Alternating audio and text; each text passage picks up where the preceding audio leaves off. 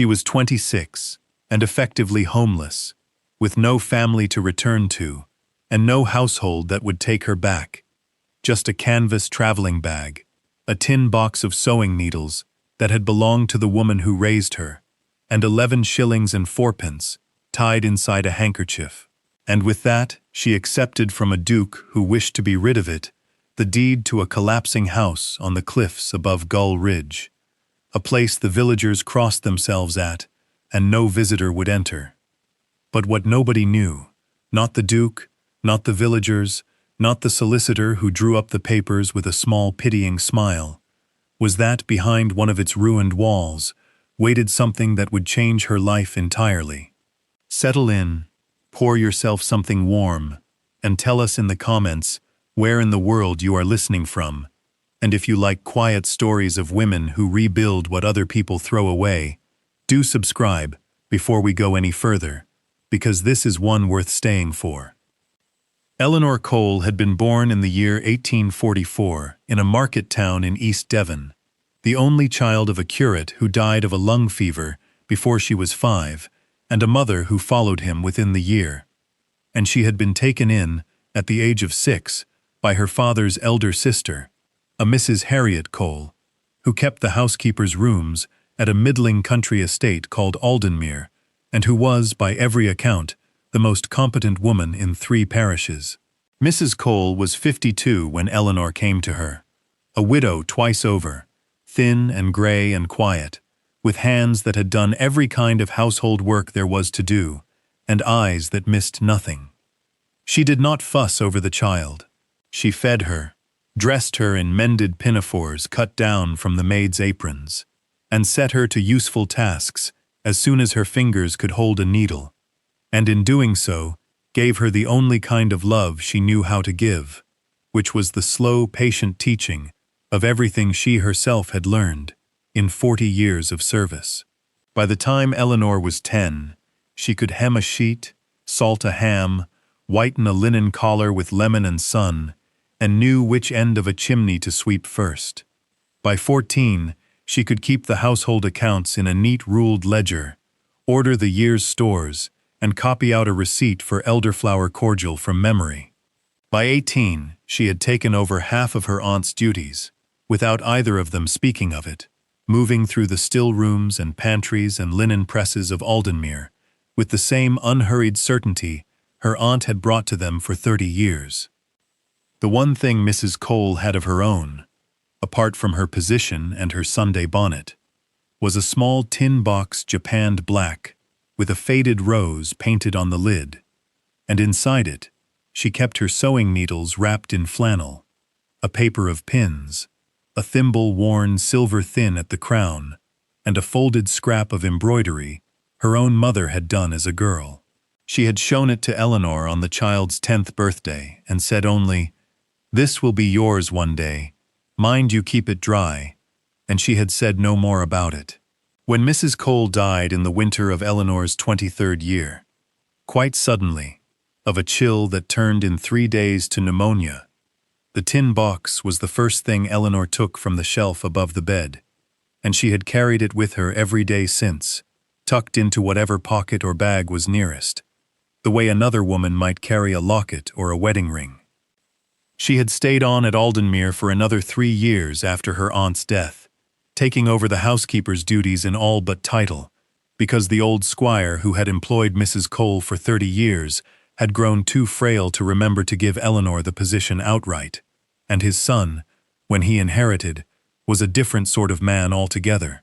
He was a man of 34, called Mr. Bramwell Cole, no relation, though the shared name had once been a small private joke between Eleanor and her aunt, who came into the estate with fashionable London wife and a mind full of economies, and within 6 months of his father's funeral, he had let go of the 2 elder maids, the second groom, the still-room woman, and finally, in a brief interview conducted standing in the front hall so that it need not take long, he told her, with the mild embarrassment of a man doing an unpleasant thing at his wife's insistence, that the new mistress preferred to bring her own woman down from town, and that Eleanor would be given a fortnight's wages and a character, and that, of course, She might stay in the servants' wing until she found a place.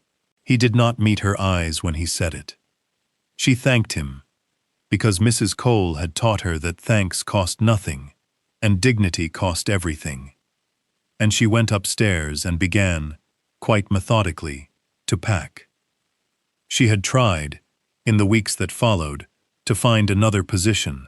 She wrote to 3 agencies in Exeter, and answered 2 advertisements in the county paper, and she went in person, with her character folded into her reticule, to a large house near Honiton, where a housekeeper was wanted, and she was told at each place, with varying degrees of kindness, that she was too young for the post and too senior for anything less, that a woman of 26 without a husband and without a family to speak for her was an awkward hiring, that references from a household lately reduced were not what they had been.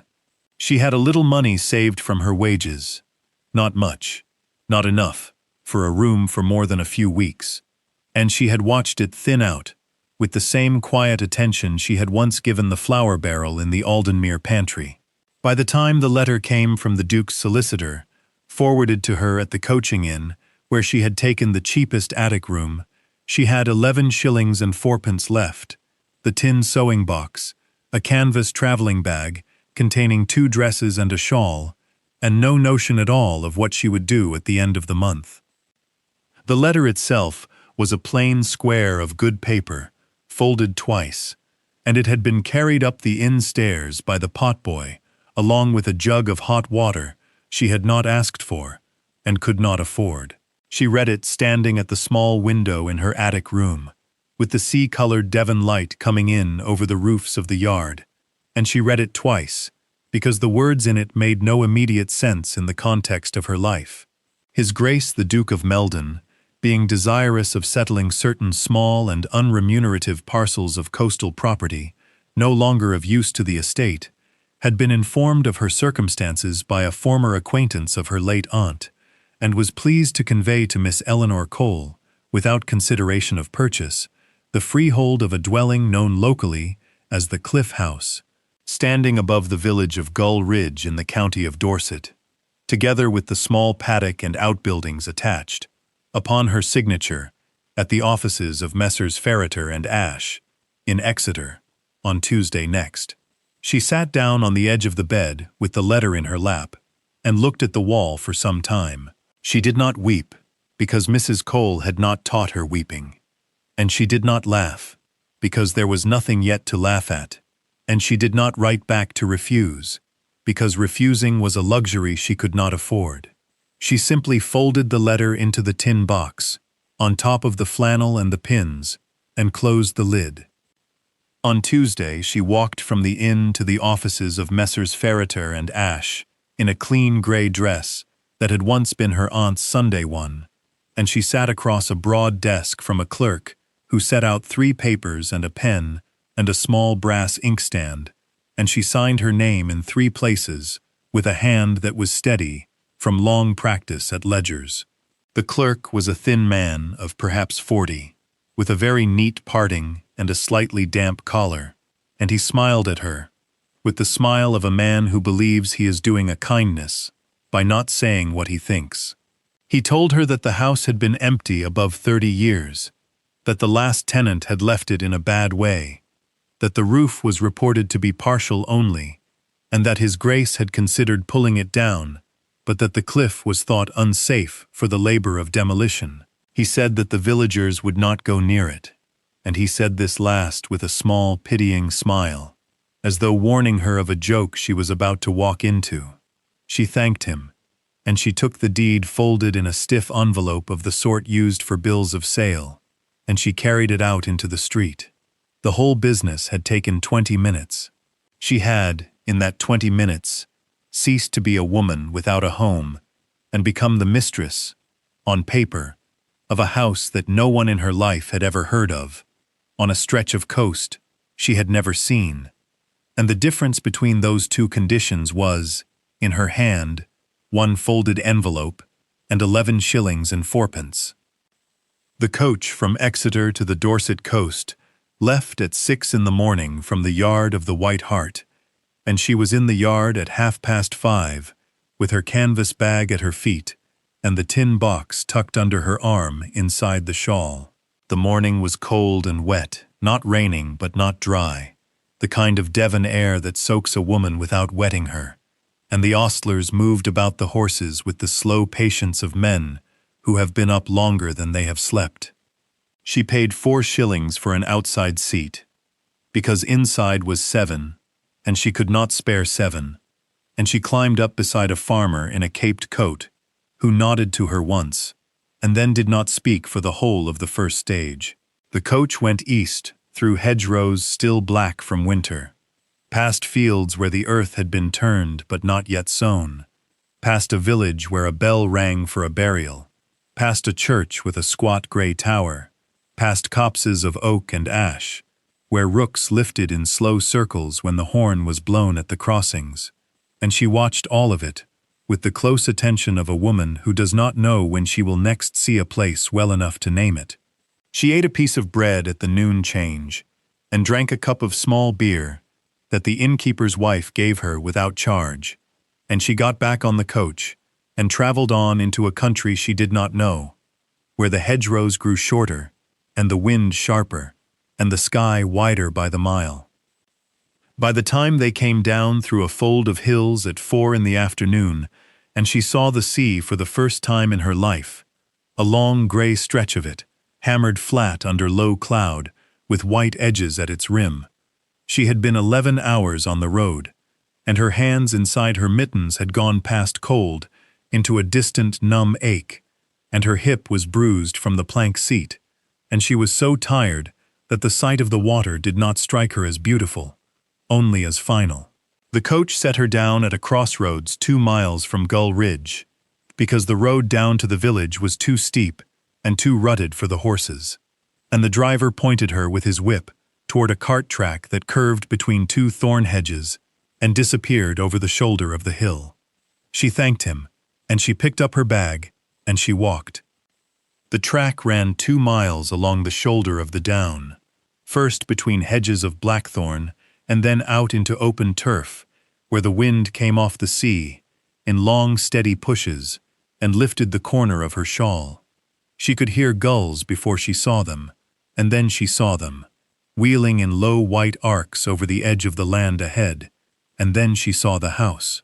It sat by itself on a broad, flat spur of grass, perhaps 40 yards back from the cliff edge, with the paddock on its landward side, enclosed by a broken dry stone wall, and the outbuildings, a small stone byre and a lean-to that had once been a wash-house, set at right angles to the main door. The house was built of the local stone, a pale grayish limestone, streaked with rust, where the iron in it had bled through, and it was 2 stories high, with a slate roof that had lost perhaps a third of its slates on the seaward slope, so that the bare laths showed through in dark ribs, like the bones of a fish.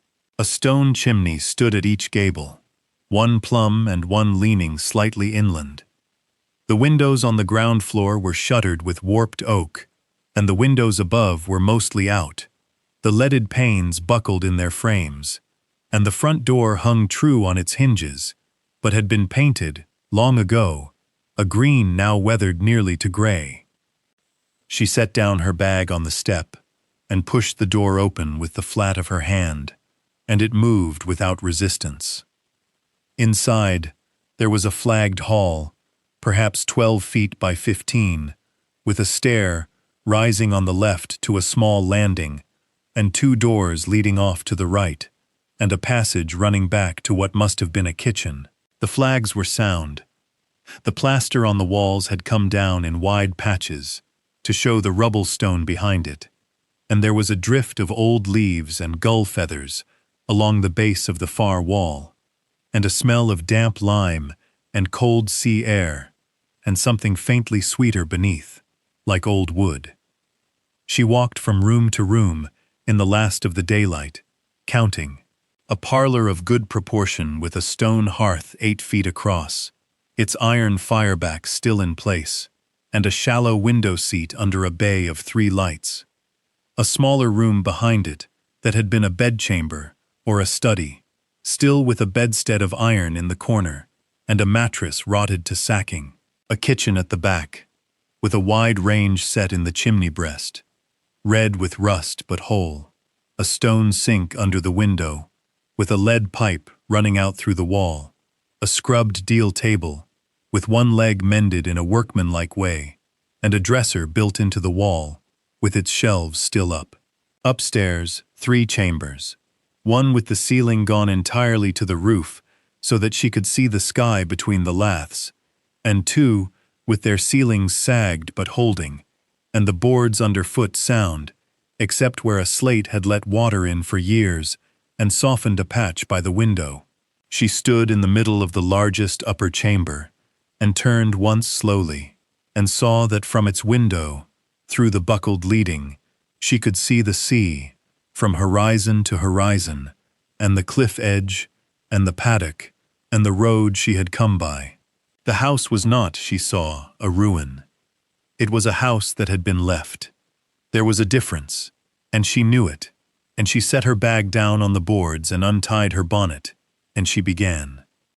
She slept the first night on the flags of the kitchen, wrapped in her shawl, with the tin box beside her head, and the door wedged shut with a stone from the wall, and she woke stiff and cold to a gray morning, full of the sound of gulls and the sea below the cliff, moving against itself in a long, slow breath. She ate the last of the bread she had bought in Exeter, drank rainwater caught overnight in the sink, and then she took stock. She had 11 shillings and 4pence, a canvas bag, a shawl, 2 dresses, and a tin box. She had a house of 8 rooms, with a roof that would not last the winter, no fuel, no food, beyond what she could buy in the village below, and no help of any kind. She set the tin box on the deal table, and opened it, and took out the needles and the pins and the thimble-worn silver thin at the crown, and she laid them on the wood in order, and then she folded the flannel and set the box aside, and she went to work. She began with the parlor, because the parlor hearth was sound and the chimney drew, when she held a wisp of dry grass to it, and because a woman with a swept hearth and a lit fire is not a woman camped in a ruin, but a woman living in a house. She swept the flags with a besom she made herself, from a broken chair leg and a bundle of dry heather cut on the down. She pulled the rotten sacking from the bedstead in the small chamber, and carried it out to the paddock and burned it. She lifted the drift of leaves from the hall with a shovel that had been left in the byre, and carried them out, and it was in doing this, in shifting the leaves and the plaster crumbs from the base of the north wall of the hall, that she saw, low down where the skirting had come away, a line in the stone that was not the line of a joint. The stone in that place was set slightly proud of the rest, and the mortar around it was of a different color, paler and finer, and the whole run of it, perhaps 18 inches high and 2 feet across, had been closed up by a hand that had wished it to look like nothing at all. She fetched the iron poker from the parlor hearth and knelt down and worked the tip of it into the seam. The mortar was old and dry, and it came away in flakes. She worked patiently, in the way she had worked at many small tasks in her life, and after perhaps an hour, she had freed the top edge of a flat stone, the size of a hearth brick, and then she worked it loose with her fingers, and drew it out, and she reached in behind it, into a dry, cold cavity, between the inner and outer skins of the wall, and her hand closed on the hard corner of a wooden box. She drew it out into the light. It was a box of oak perhaps 10 inches long, and 6 wide and 4 deep, dovetailed at the corners, with a small brass hasp closed by a wooden peg through the staple. She sat back on her heels on the flags, with the box on her lap, and she looked at it for a long moment, and then she drew the peg out and lifted the lid. Inside, folded on top, was a square of yellowed paper, and beneath the paper, wrapped in a piece of oilcloth, was a heavy chamois bag, tied at the neck with linen thread, and beneath the bag, At the bottom of the box lay a woman's silver thimble, worn to a soft, dull gray at the crown from long use.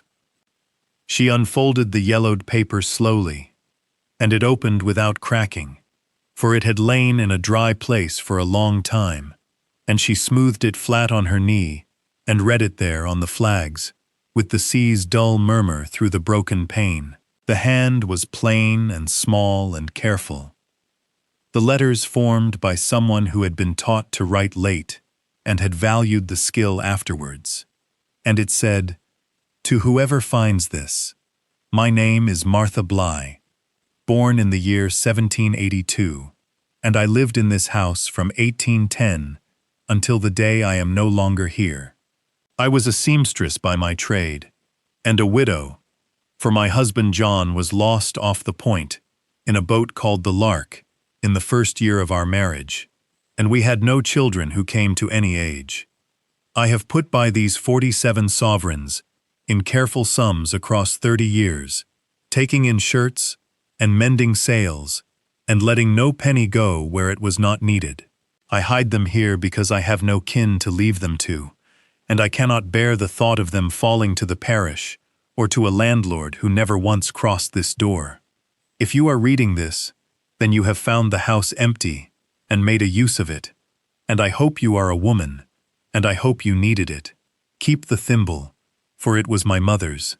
Do not weep. Buy slate for the roof. Martha Bligh." Eleanor read the letter a second time, and then folded it and placed it carefully in the tin box beside her aunt's needles, and she loosened the linen thread at the neck of the chamois bag and counted out onto the flagstones 47 gold sovereigns, and she counted them again, and then a third time, because she had never in her life had more than £1 of her own in her hand. She set the silver thimble on the deal table beside her aunt's thimble, 2 dull silver rings on the scrubbed wood, and she stood at the kitchen window for a long time, looking at the sea. Then she went down to the village. The path was steep and stony, and she took it slowly, with 2 sovereigns tied into her handkerchief, and the rest hidden under a loose flag in the kitchen. Gull Ridge was a single street of pale cottages running to a stony beach, with a chapel, a public house called the Anchor, and a shop that sold flour, tea, rope, nails, and paraffin from the same counter. The woman behind the counter was Mrs. Anne Marsh, 44, a widow of 8 years, and she looked up when the bell rang and said nothing for a moment when she saw who had come in. Eleanor laid out her list: a quartern of flour, half a pound of tea, a pound of bacon, a paper of tacks, a pound of tallow candles, a bar of yellow soap, a bundle of kindling. And Mrs. Marsh weighed and wrapped each item in silence. And when Eleanor paid in silver, Mrs. Marsh looked at her once, plainly, and said, "You are stopping up at the Cliff House." Eleanor said that she was. Mrs. Marsh nodded and added a paper of matches to the pile without charge. Word of her spread within the hour. By the following morning, Eleanor was at the door of Mr. Peter Hollis, 58, the village slater, a man with a stiff left knee and 30 years on other people's roofs, and she asked him what it would cost to make the seaward slope watertight before the winter. He walked up the path with her that afternoon, climbed a ladder, brought on a cart, came down again, and said £7 for slate and lead, and his own labor, with 2 boys to help him carry, and he could begin on Monday. She paid him £3 on account, and he shook her hand without ceremony. Monday he came with 2 boys of 14 and 16, and by the Friday of that week the seaward slope carried new slate laid on cleaned laths, the ridge was pointed in fresh mortar, and the flashings around the leaning chimney were dressed in lead. She fed the 3 of them at noon each day, with bread and cheese and small beer from the Anchor. And Mr. Hollis on the last day mended the leaning chimney's cracked cap with a stone he had brought up from the beach, without being asked, and without charging for. After the slater came old Mr. William Trescott, 71, a retired mason who had built half the garden walls in the parish in his time, and now sat most days on a bench by the chapel, with his stick across his knees. He came up the path on a fine October afternoon, with a canvas bag of trowels over his shoulder, and told her plainly that he had heard she had opened a wall and would want it closed again, and he would do it for his dinner and a shilling. She gave him both. He rebuilt the north wall of the hall in 3 days, using the same stone he had drawn out, with a paler mortar mixed as she watched, and he showed her how to key a new patch to old work so that it would not part in a frost. He came back the following week, without being asked, and repointed the paddock wall along its inner face. Tom Kerr, 19, a carter with a bay mare called Bess and a flatbed cart, brought her a load of coal from the wharf at Lyme for 6 shillings, and a supper, and afterward he brought lime and horsehair for the plaster, and afterward again a second-hand iron bedstead he had bought for her at a farm sale for 4 shillings, and he would take no commission on the bedstead. He said his mother had known Mrs. Bligh, and Eleanor did not press him further. Mrs. Fenn, 60, a widow with a small holding on the landward side of the down, walked up one afternoon with 3 point-of-lay pullets in a wicker basket, set them down in the paddock, told Eleanor she would have eggs by Christmas if she kept them from the gulls, and showed her how to make a coop from the timbers of the old wash-house door. By November the parlor was plastered. The kitchen range was black-leaded and drawing. The upper chamber over the parlor had its ceiling patched and whitewashed, and Eleanor slept in the iron bedstead, under a wool blanket, bought from Mrs. Marsh at cost. She kept accounts in a ruled ledger she had brought back from Exeter, entering every penny in the same neat hand her aunt had taught her, and by the turning of the year she had spent £19 and 4 shillings of Martha Bligh's 47 sovereigns on slate, lead, coal, timber, lime, glass, hinges, nails, seed, and a small deal writing table for the parlor window. She had £27 and 16 shillings left, and a house that no longer wept when it rained. In the second spring, she opened 2 of the upper chambers to summer lodgers. She had washed the parlor walls with lime and buttermilk in a soft pale ochre, hung the windows with plain white cotton stitched on a machine bought in Dorchester for £3.10, and set a jug of sea thrift on the deal table by the window. A gentleman from Salisbury, a Mr. Redfern, 46, an antiquarian who had heard of the view, took the front chamber for a fortnight, at 7 shillings the week, and wrote of it afterwards in a letter to a friend, who came the following month, with his wife and 2 daughters. By the summer of the 3rd year, Eleanor kept 4 rooms for lodgers, charged 8 shillings the week with breakfast, and had a girl from the village, Lizzie Hollis, 15, the Slaters' niece, who came up each morning to help with the beds and the range for 2 shillings a week and her dinner. The villagers who had crossed themselves at the house came to it now, to bring milk in a can, letters from the post office, a mended lamp, a fish for supper. Mr. Trescott sat in the paddock on fine afternoons with his stick across his knees, and told her which stones in the wall had been his father's work. Mrs. Marsh sent up a loaf on baking days for the pleasure of it. The chapel minister called once a month, drank tea in the parlor, and did not press her on her attendance. On winter evenings, Eleanor sat by the parlor hearth with the tin box on the table beside her and the accounts open on her knee. And by the following summer, the house on the cliff, which no visitor would once enter and no villager would name aloud, was pointed out to strangers in the coachyard at Lyme as the place a person might wish to see. On an evening in the 5th autumn after her arrival, Eleanor sat by the parlor window in the deal chair she had bought at Dorchester Market for 3 and 6pence, and mended with a new stretcher of oak. The lodgers had gone down to the Anchor for their supper. Lizzie Hollis had washed the last of the plates and walked home with a bit of cold bacon wrapped in paper for her mother. The range in the kitchen ticked quietly as it cooled. The parlor smelled of coal smoke, whitewash, and the salt off the cliff. Eleanor had the ledger open on her knee, and the tin box on the table at her elbow.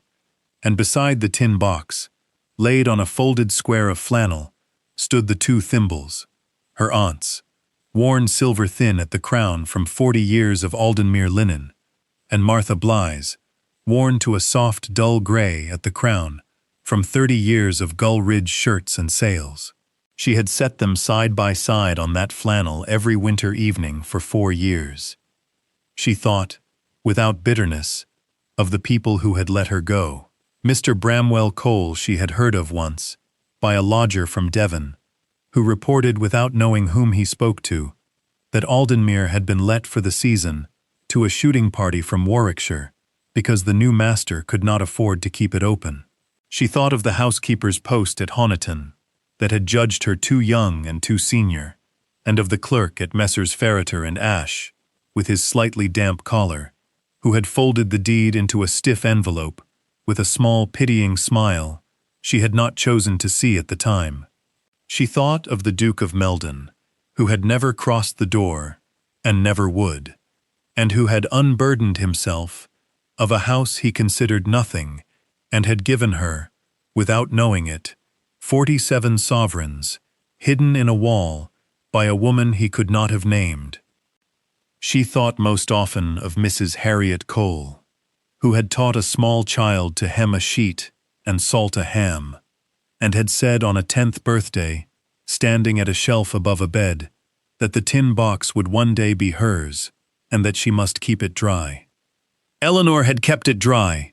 She had carried it wrapped in her shawl on an outside coach seat in January, laid it on a kitchen flag beside her head, on a first night with the wind coming through a broken pane, and set it now on a scrubbed deal table in a house that had 4 lodgers in season, and a girl in the kitchen, and a slate roof that did not weep.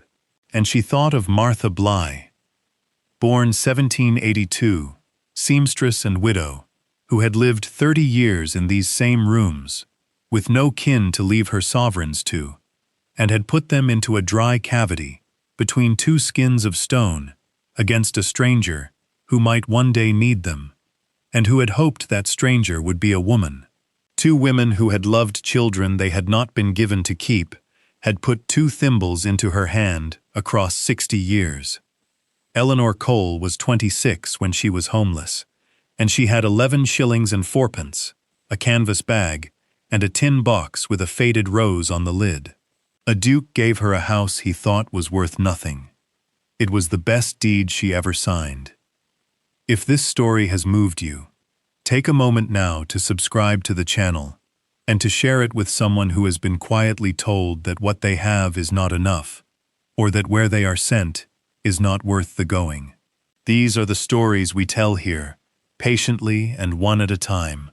The stories of women who were handed the ruin nobody wanted, and who set their bags down on the boards and began. There will be another next week, and another the week after that, and we would be glad to have you with us for each of them. Leave a comment and tell us where you are watching from tonight, and whether the wind is quiet at your window or loud, and whether there is a lamp burning near you as you listen. And before you go, sit a moment longer with the question the story leaves behind. Is there a thing in your own life that has been called useless? A house, a trade, a talent, a room, a piece of ground, a stretch of years, a name, that another pair of eyes might see as the beginning of something? Is there a tin box on your own shelf, given to you by someone who saw you clearly when no one else troubled to, that you have not yet opened on a winter evening and laid out in order on a scrubbed table? Eleanor Cole walked 2 miles along the shoulder of a down, in a January wind, and came to a house that no one would enter, and she opened its door because she had nowhere else to go, and she found inside it, not a ruin, but a house that had been left, and 47 sovereigns in a wall, and a letter from a stranger who had hoped for her, and, in the end, a life. May you find, in whatever has been handed to you and called nothing, the quiet cavity between 2 skins of stone where a hand reached out to yours across the years. and may you keep your own tin box dry, and may the roof over your head hold through the winter, and may the door, when you set your bag down on the step, open.